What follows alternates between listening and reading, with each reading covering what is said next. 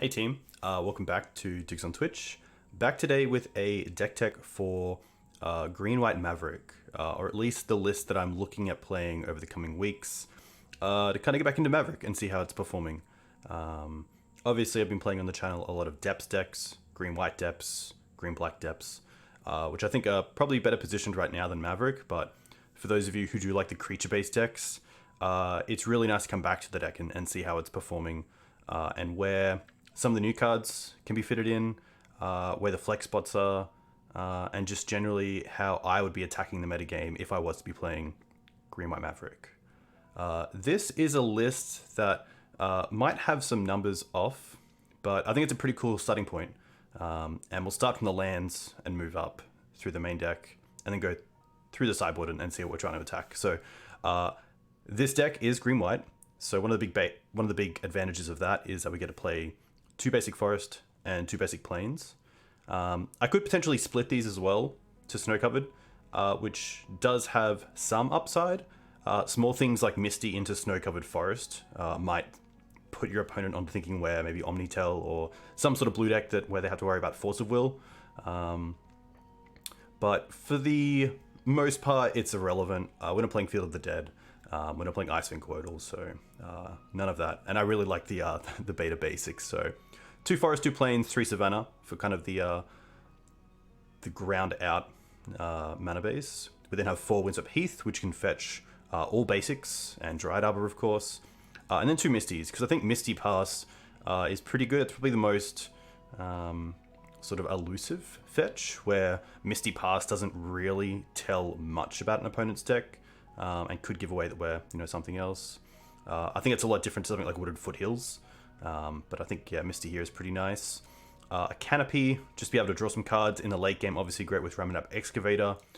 Dryad Arbor, still a really nice turn 1 play through Green Sun Zenith.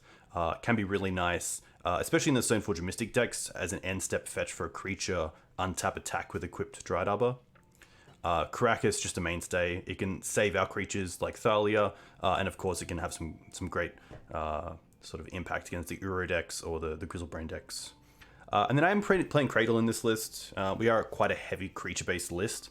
And with Retrofitter Foundry, Foundry only gets better with Cradle as you start creating a lot more creatures.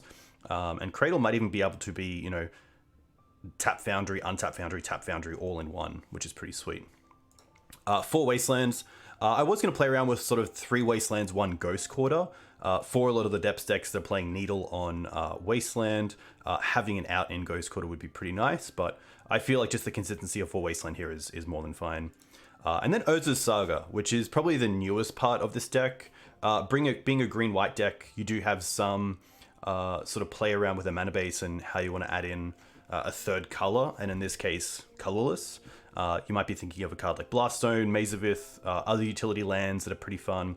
Tower of the Magistrate has been popping up recently in green-white depths decks as a nice way to answer Kaldra, but I like Saga in this list because it gives us Shadowspear, which is pretty fantastic for some of your big creatures when trying to get through things like Psi tokens. The life gain can be really relevant as well in the Delver matchups. And then Retrofitter Foundry, which is just a really nice mana sink. It's quite hard for control decks to really deal with in game 1, especially without Prismatic Ending early on. And generally it's just a really nice card that can kind of win games on its own, which is nice. Which is pretty much Saga as well. I mean, Saga with creating these big token creatures is pretty nice, because if my opponent is using their Swords to Plowshares or Prismatic Endings or Lightning Bolts on these token creatures, we're definitely going to be up in that sector. So that is pretty relevant. I'm only running 2 because we do have the Knights to find it, Elvish Reclaimer to find it, and also can get them back with Ramunap, which is nice. I've gone with a 3-1 split of birds and Noble Hierarch. I really like the bird in this deck, especially with Mother of Runes, just be able to give protection from blue for things like Delver or Murktide. And then also just being able to create other colors can come up. We did have a part on the channel where we were able to return a Chain Lightning with Birds of Paradise thanks to Scrib Ranger untapping it, but we didn't see the line. But yeah, I think birds just as a flyer is pretty good. And then having the Exalted from Noble Hierarch is something that's actually come up quite a lot. I was going to go for a 2-2 split, but I think now with not too much Plague Engineer around, the 3-1 split is fine. So I'm pretty happy there. Mother of Runes. Mother has been a card that's been in and out of Maverick for a little while. A lot of players have been testing lists without her. Just because I think as the game's evolved, there's less control over what cards really matter in matchups. So something like Gaddock Teeg used to matter a lot against a lot of decks, but now with so many ways to remove it, it's pretty hard to kind of land a threat like Thalia or Gaddock Teeg and know that just Mum controlling your opponent's way to remove it is going to really win us the game. A lot of decks have multiple avenues of victory, so being able to kind of protect the queen in that way just isn't really what Maverick's all about these days. But in a Ragavan metagame, I really like Mum as just a turn 1 play. It is a creature that can trade with Ragavan. Obviously, if it untaps against Blue-Ray Delver, it's quite hard to remove. So I do really like Mum. Just playing the 3 here because I wanted to find a little bit more space for other cards. Also only playing 3 Thalia, because in multiples it's not the greatest. It's also not the greatest against some of the Bant decks with Endurance. It's pretty tough knowing that Thalia, even with Exalted, isn't enough to get through a 3-4 Endurance, but I still think Thalia is fine and allows us to have a lot of play against the unfair decks, especially if we get to untap and play that second land and play Thalia. So it's pretty tough to not play Thalia in the main deck. I know some Punishing Maverick versions don't, just because of the taxing effects it has on your own spells, especially in a non-creature heavy build. But yeah, pretty happy with Thalia as a 3-of. And then Mindcensor. Mindcensor is a pretty old card, probably one of my favorite cards. I think it has a lot of play right now with decks like Doomsday, Elves, obviously Sagas as well. I'm not going to mention fetch lands because that's just a kind of given, but I do think Mindcensor is pretty nice right now. Death and Taxes as well when you're looking at things like Stoneforge Mystic, Recruiter of the Guard, and again, just being a flyer. Maverick does sometimes have the issue of not being able to control the skies, and in this deck with Mother of Runes and Aven Mindcensor, it's pretty nice that we do have, a way to actually kill Delver, which is, not the biggest thing at the moment because of the threat density of these blue-red decks not really running the full 4 Delver. But yeah, I think Aven's pretty sweet, especially in a deck that can cast it as early as turn 2 thanks to mana ramp. I think Aven's exactly what this deck kind of wants. It's a bit of disruption, it's a bit of pressure in one, and yeah, it gives us some flexibility of maybe if the ground is a little bit tied up, playing a Mindcensor and starting to get some damage in the air. So I think Aven's pretty sweet. There are some matchups against Reanimator where you'll see a fetch land pass and then they'll try to go for an end step Entomb in your turn. So you do have sort of sequences where Aven's relevant against Reanimator as well, which has been popping up, but not a card I'm going to rely on. But it'll be good to see. I'm just running 2 here because it's not a Green Sun's target, and as a 1-of, you're not really going to see it. So I think 2 is a nice soft spot. Now we kind of get onto the meat of the deck, and one thing you'll see straight away is that we're only running 3 Knight of the Reliquary, and that's because I really wanted to run the Mindcensors as 3 drops and also 3 Endurance, because Endurance is just a phenomenal card. I mean, it's great against some of the combo decks like Doomsday, it's great against the Delver decks, it's fine against some of the control decks. It's just a 3-4 creature that's going to be bashing in, and I really wanted to go up to 3. I actually wanted to play 4, but I just couldn't find room for the 4th.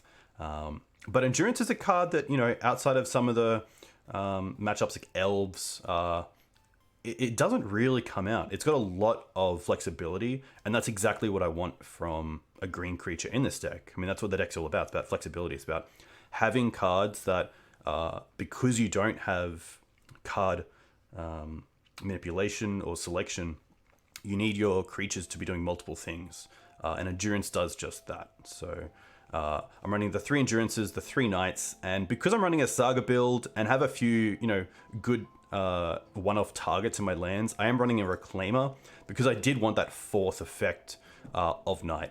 And I think, Reclaimer is just a really powerful card right now, especially in these decks that have access to Wasteland or Saga or Karakas if it's really needed. I did think about Bajukabog in the 75, but I opted out for it because I think it's just a little bit too slow. But it could definitely be there in the sideboard over Soulglide Lantern. But I did just want Soulglide as another target for Saga in sort of the more grindy games against the Uro decks. Or even just to have as a turn 1 play to keep up against something like Reanimator. So that's kind of the reasoning there about Bojuka Bog. We then have Questing Beast, which I still find fantastic. We are seeing a lot of Jace, a lot of Teferi around, so there's definitely Planeswalkers to be hit. Ramunap, just a really nice way to get back those Sagas, fetch lands, value in Canopy or Wasteland. Wasteland locks are real, and Ramunap is a great way to get that online. So that's really nice there. Outland Liberator is a card that I've been trying out for a little while that I haven't really been able to find at the right time where I've wanted it and, try to get value out of it. Knight of Autumn is not in this list because I am running Outland, and then in the sideboard just running Force of Vigor. I would say Knight of Autumn does have that extra ability to, be good in certain matchups. The 4 life as well can be great against Delver, where a lot of their attacks are in factors of 3, so that's definitely a consideration. But again, I wanted a 2-drop in this deck. I didn't want to add any more 3-drops. And playing out a Liberator on turn 2 isn't the worst against some decks. Scrib Ranger. Scrib is probably the shenanigans of the deck. It allows you to get extra mana off Noble Hierarch. It gets activations off Mother of Runes. It allows you to save lands like Savannah from Wasteland. Just a really good card. And the Pro Blue is very relevant against Delver and Murktide Regent. And it's also a card that just can't be submerged, which is kind of cool. Scavenging Ooze. So this is an interesting one because I was really thinking of cutting Ooze. We have 3 Endurance, so there's no real need for Ooze in this deck. But I do like that Ooze is ongoing pressure for graveyards. And it's also life gain, which can definitely come up.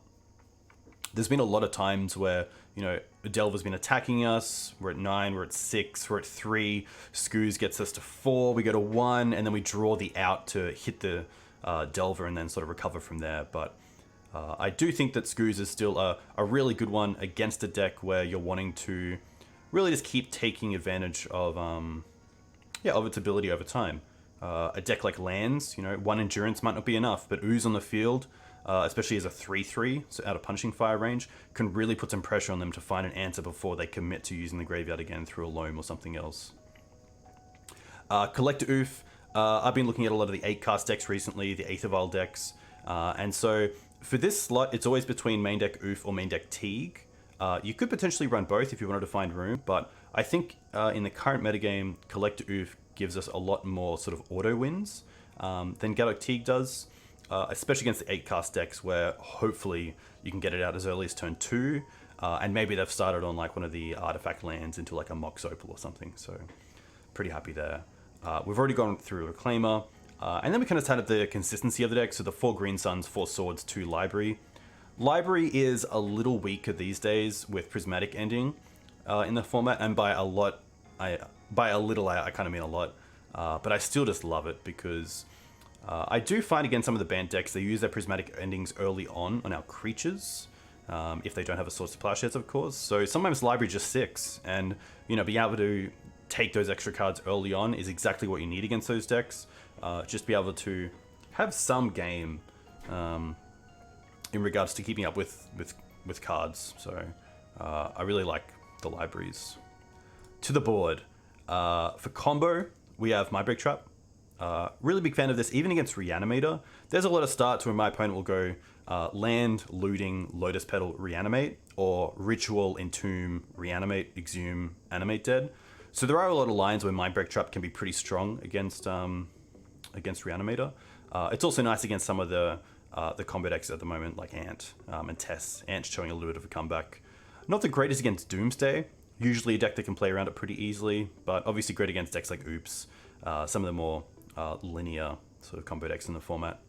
I still do like Gaddock Teeg in the sideboard. I think for a card that when you bring it into the main deck is a 5 of, is just a little bit too hard to consider over something else, like a 4th Deafening or a 3rd Mindbreak Trap.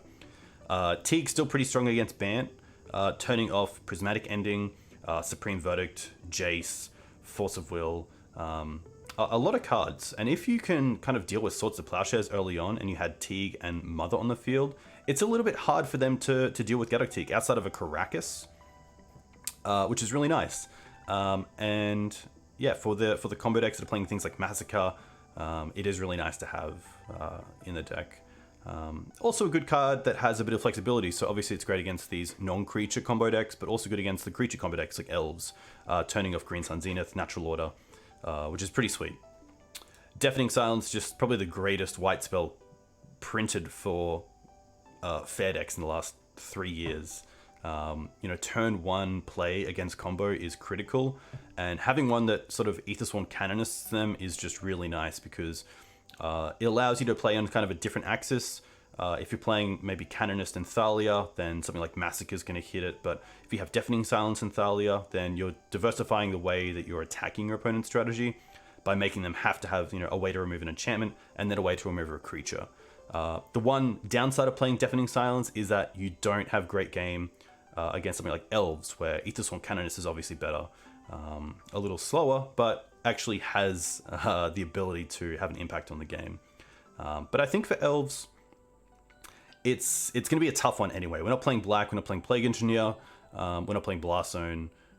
It's really just a matchup where you want to kind of constrain as much as you can on how much they can do and kind of race them.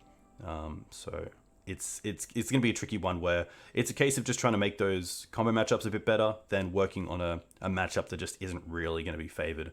A little bit like Doomsday. I'm not going to play hate in the board that's specifically for Doomsday. I'm going to play hate that also hits other decks. Like Torpor Orb is a pretty nice one. This deck, other than Endurance, quick look, doesn't play ETB effects. So Torpor Orb is great against the Vile decks. It's great against Doomsday. It's pretty good against Elves. So being able to play flexible sideboard cards is really good instead of trying to, take a 90-10 matchup and change it to a 75-25. Force of Vigor is a really interesting one. I think that Maverick really needs these free spells like Force and Mindbreak Trap post-board against some decks, but for the matchups where you want it, Force is obviously great against a deck like Lands or any sort of Exploration, Mox Opal, Sylvan Library deck. But it's kind of slow against some of these 8-cast decks, which is really scary. They can rebuild very quickly. Sometimes the 2-for-2 just isn't great. And you need a card like Seeds of Innocence, which has been a card popping up in sideboards for a while now. Which I believe off the top of my head is 1 and 2 green. I believe it's just a sorcery, but it destroys all artifacts, maybe target player controls, and then they gain life equal to the total amount of CMC of those artifacts, which is pretty much nothing for an 8-cast deck. And I also believe they can't be regenerated in case anyone's playing the like Welding Jar or something. Paradox Zone is a really nice way to just really grind out against some of the Bant decks.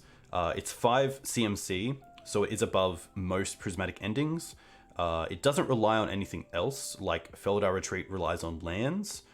And it also has... the way it's worded is really good. So Paradox Zone enters the battlefield with counters on it.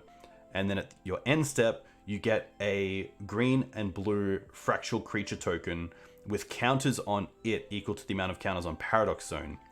So I really like the way this is worded because it means that even if the zone gets taken out, the tokens survive. They're not relying on the tokens on zone, they have their own tokens. So first up, you get a 2-2, then a 4-4, then an 8-8, then a 16-16. So it really scales fast. It puts pressure on your opponent, especially in a deck with Shadowspear, where maybe something like an Icewind Coatl just isn't enough.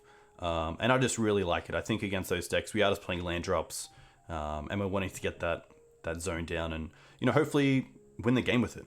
We played a double zone against a Mentor deck and lost. Mentor was just too strong with Jace, but I think that zone is exactly what this deck kind of wants. Outside of a Planeswalker, Planeswalkers can be attacked. Zone's a lot harder to deal with. Zone's kind of cool. Choke, just a cool card. Just a really cool card that I love because it does punish blue decks. Again, against Blue Red Delver, you really have to control the board before you play Choke, because if you tap out for Choke and they have creatures down, you could just be losing the next turn. So you really need to kind of choose your situations where you believe Choke is good enough. And also, knowing on the play and on the draw how many to bring in. Against Bant, the amount of basics they have is pretty brutal. And for the Yorion Bant decks with Abundant Growth, they can kind of play around Choke in a way. So I have been considering Carpet of Flowers over Choke as a way to say, I'm not going to tap you off your mana, but I'm going to have all the mana in the world to do what I want to do, to play around things like Daze, Spell Pierce, and also just get down my threats a lot earlier. But I do like how Choke works in Maverick with all the taxing effects. I think it works really nicely. Another card that got hit by Prismatic Ending pretty badly. So there are worlds where I try to be pretty patient on Choke and wait for my opponent to tap out on X mana islands before I play it. But yeah, I think just a really cool card still. Part 2 Exile. I was going to go up to 3 in the sideboard just to really have answers for Blue-Red Delver. I don't mind it against Elves because usually the basic is less of a resource for them than the actual Elf. Especially with cards like Gaia's Cradle or Heritage Druid. But yeah, I think Path is just a nice clean answer. Against Depths, it's quite nice. Meaning that you can, not have to give your opponent 20 life and then start beating down again before they can put together the combo again. And sometimes Path your own creature is just the right play as well. It doesn't come up often, but it can definitely save you against some of the moon decks or things like that. And then Soul Guide Lantern. I'm not sold on this, but I did want one piece of Graveyard Hate in the board, and I do like that Soul Guide Lantern can just be turned into another card. It's also tutorable of Saga. Yeah, I was thinking about Surgical, but I'm not going to see one Surgical that often. I was thinking about Bojuka Bog. I was thinking about the 4th Endurance. But I do want to change things up. So I think we'll see how Soul Guide goes. Run this for a league and see how it goes. One really cool thing I'll point out with Saga is that it gets a trigger on ETB and it gets a trigger on main phase 1. So if you have a Night Out, you can go to your upkeep, go to your draw step, see what you draw for turn, and sort of look at your board. And then you can actually use Night in your draw step to go and get an Urza Saga. It gets a counter, and then you go to main phase 1 and it'll get a second counter straight away, which is really cool. And it's come up a fair bit in previous matches where we've been able to cast or get a token off it straight away, pretty much, which is really nice. So that's a pretty cool trick. But yeah, that's the deck tech. We'll see how it goes. If you guys have any questions, let me know in the comments. If you have any cards you've been trying out, let me know in the comments.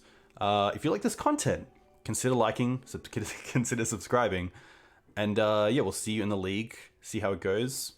But until then, stay safe, and we'll speak to you soon. Cheers.